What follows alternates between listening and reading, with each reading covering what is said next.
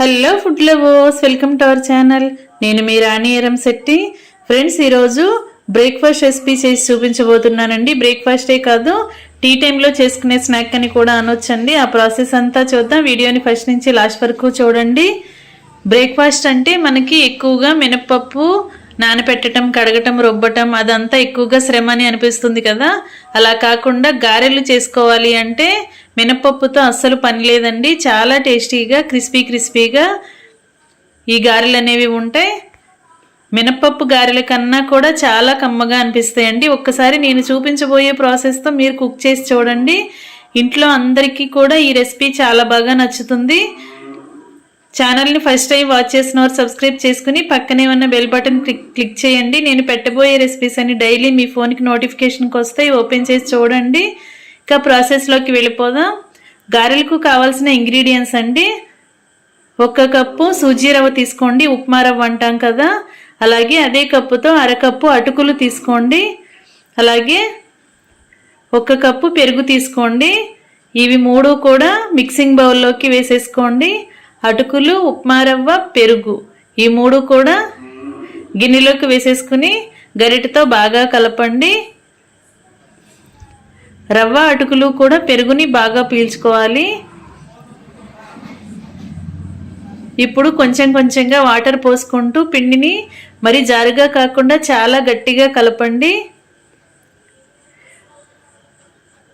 వాటర్కి బదులుగా మీరు మొత్తం పెరుగుతో కూడా చేసుకోవచ్చండి. టేస్ట్ అనేది ఇంకా చాలా బాగుంటుంది రెసిపీకి. ఇలా నానబెట్టుకుని ఒక 10 నిమిషాలు పక్కన పెట్టుకున్నట్లయితే రవ్వ అలాగే అటుకులు కూడా పెరుగుని వాటర్ని బాగా పీల్చుకుని సాఫ్ట్గా వస్తాయి.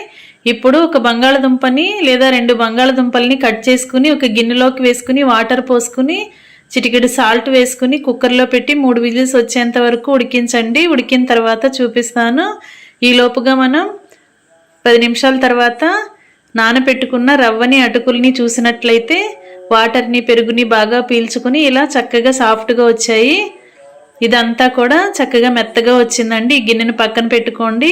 ఇప్పుడు ఉడికించిన బంగాళదుంపను పై పీలంతా ఓపెన్ చేసుకుని దానిలో వాటర్ అన్నీ తీసేసుకుని చల్లారిన తర్వాత చూపిస్తున్నాను. దీనిని కూడా పక్కన పెట్టుకోండి. ఇప్పుడు గారెల్లోకి చట్నీ చూద్దాం. పుట్నాల పప్పు, కొబ్బరి ముక్కలు, ఆయిల్లో ఫ్రై చేసుకున్న పచ్చిమిర్చి తీసుకోండి. వెల్లుల్లి, జీలకర్ర తీసుకుని కొంచెంగా కొత్తిమీర కూడా తీసుకోండి. మిక్సీ జార్ తీసుకుని అలా పుట్నాల పప్పు వేసేసుకోండి జార్లోకి. కొబ్బరి ముక్కలు కూడా వేసుకుని వెల్లుల్లి, జీలకర్ర కూడా వేసుకోండి. అలాగే ఆయిల్లో ఫ్రై చేసిన పచ్చిమిర్చి అండి. ఘాటుకి తగ్గట్టుగా మీరు పచ్చిమిర్చిని యాడ్ చేసుకోండి.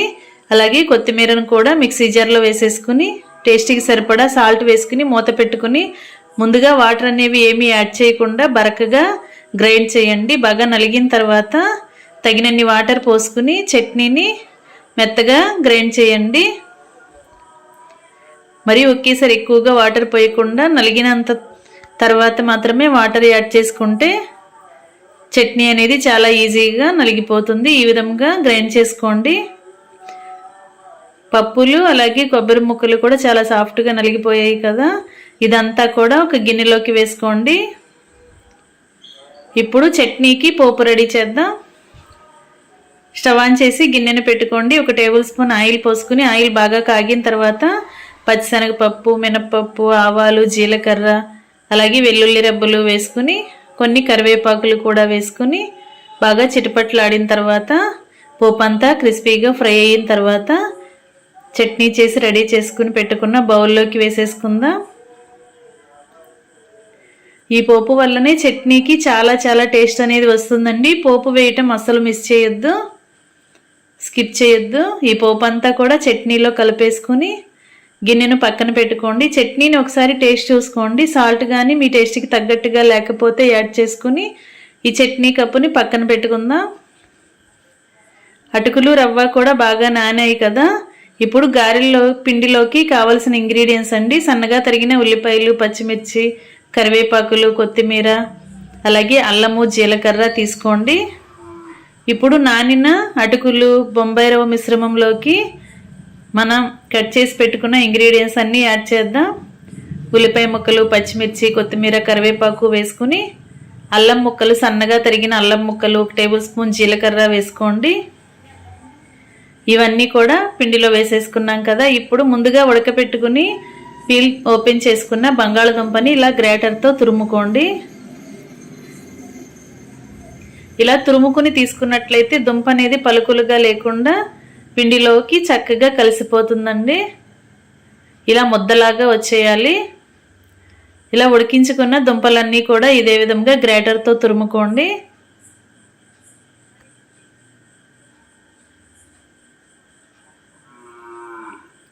ఇదంతా వేసుకున్నాం కదా. ఇప్పుడు టేస్ట్కి సరిపడా సాల్ట్ వేసుకుని 1/2 టీ స్పూన్ వంట సోడా కూడా వేసుకోండి. ఇప్పుడు మనం వేసిన ఇంగ్రీడియంట్స్ అన్నీ కూడా చేత్తోనే బాగా కలపండి. రవ్వలోను అలాగే అటుకుల మిశ్రమంలోను బాగా కలిసిపోవాలి. ఇలా నేను చూపించే విధంగా వేళ్లతో బాగా ప్రెస్ చేస్తున్నట్లుగా పిండిని కలిపినట్లయితే మనం వేసిన ఇంగ్రీడియంట్స్ అన్నీ కూడా బాగా కలుస్తాయి. అలాగే సాల్ట్, వంట సోడా కూడా పిండికి బాగా కలుస్తుంది.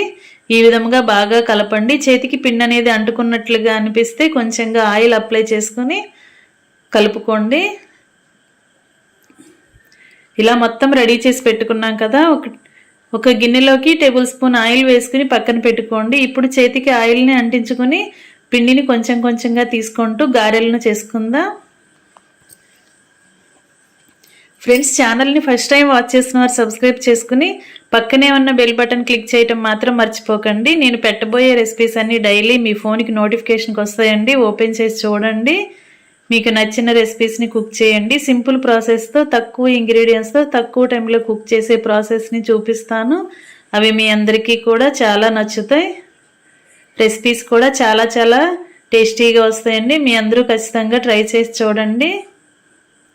ఈ విధంగా మనం కావలసిన సైజులో గారెలను చేసుకుని ఒక ప్లేట్లోకి పెట్టుకోవాలి.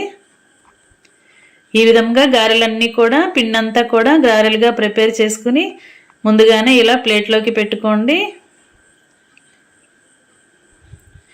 ఇప్పుడు స్టవ్ ఆన్ చేసి కళాయి పెట్టుకుని డీప్ ఫ్రైకి సరిపడా ఆయిల్ పోసుకోండి. ఆయిల్ కాగిన తర్వాత ఫ్లేమ్ తగ్గించుకోండి. మరి హై ఫ్లేమ్లో పెట్టొద్దు.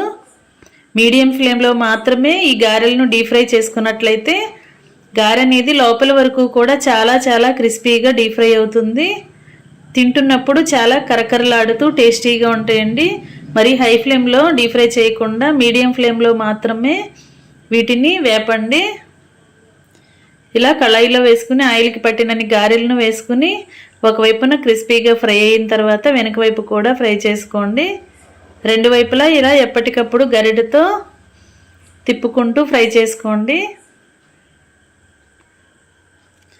ఫ్రెండ్స్, మినపగారెలు అంటే ఎక్కువగా టైం అనేది పడుతుంది. అలాగే కరకరలాడుతున్నట్లుగా రావు కదా, చాలా సాఫ్ట్గా వస్తాయి. అలా కాకుండా ఇలా నేను చూపించిన ప్రాసెస్తో సుజీ రవ్వ, పోహా అలాగే పెరుగుతో మీరు ఒక్కసారి కుక్ చేసి చూడండి. నేను చూపించిన ప్రాసెస్లో ఏది మిస్ చేయకుండా చేసి చూడండి. మీ అందరికీ కూడా చాలా బాగా వస్తుందండి. ఈ రెసిపీ అనేది ఇంట్లో అందరికీ నచ్చుతుంది. చిన్నపిల్లలు, పెద్దవారు అందరూ కూడా చక్కగా ఇష్టంగా ఎంజాయ్ చేస్తూ తినొచ్చు. బ్రేక్ఫాస్ట్ టైంలోనే కాదు, టీ టైంలో కూడా చేసుకోవచ్చండి. ఇంకా రెడీ అయిపోయాయి పోహా, సుజీ రవ్వ అటుకులు, అలాగే పుట్నాల పప్పు, కొబ్బరి చట్నీ కూడా రెడీ అయిపోయింది. ఇంకా సర్వింగ్ ప్లేట్లోకి తీసుకుని ఇలా వేడివేడిగా ఉన్న గారెలను ఇలా చట్నీతో సర్వ్ చేసుకుంటే చాలా చాలా టేస్టీగా అనిపిస్తాయి. వీడియో నచ్చినట్లయితే లైక్ చేయండి. మీ ఫ్రెండ్స్కి, ఫ్యామిలీ మెంబర్స్కి రెసిపీ షేర్ చేయండి. ఛానల్ని ఫస్ట్ టైం వాచ్ చేస్తున్నారు సబ్స్క్రైబ్ చేసుకుని పక్కనే ఉన్న బెల్ బటన్ క్లిక్ చేయటం మాత్రం మర్చిపోకండి. నేను పెట్టబోయే రెసిపీస్ అన్నీ ఖచ్చితంగా డైలీ మీరు చూడండి. మరొక రెసిపీతో మళ్ళీ కలుద్దాం. Thanks for watching. నేను మీ రాణి ఎరంశెట్టి.